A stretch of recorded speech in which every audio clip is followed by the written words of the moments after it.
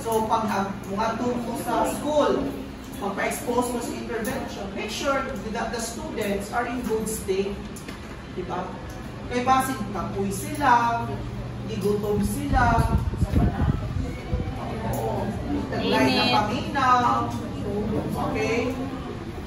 So that could lead to some effects. So, okay sir, what good ang mga result? Yes sir, sir. Paminaw. Yes. If this is your respondent, if the respondent is present that time, then participate. Oh. Magangan na lang. Kasi kasali siya pagdating ng post-test. Oo. Isa siya sa mag-take ng post-test.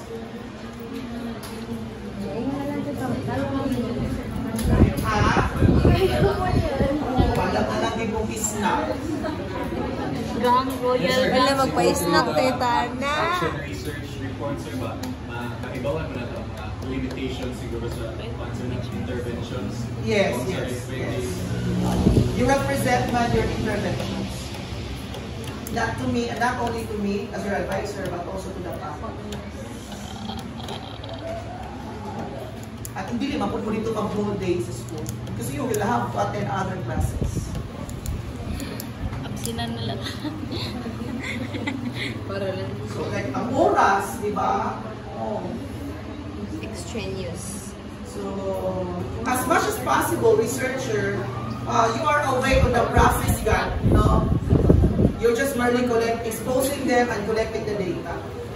But there are ways, kailangan mo pa rin ng active participation with your respondents. Okay? So, let's explain news. Mga, so, noise, kasaba, Kainin. oo. Kanang nga mga, sabi ko taning mga, di ba when is the second step? Mga January, no? Yes, sir.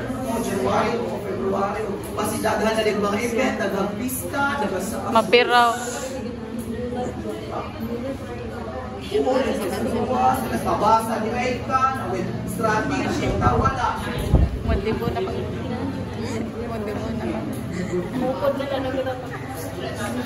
Candelab's variable classification would be the non-experimental variables.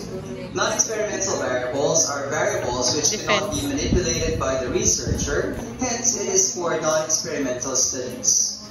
Non-experimental variables are further classified into predictor variables, which are variables that can change or affect other variables in the non-experimental study, and criterion variables, which are variables that are influenced by the predictor variable in the non-experimental study.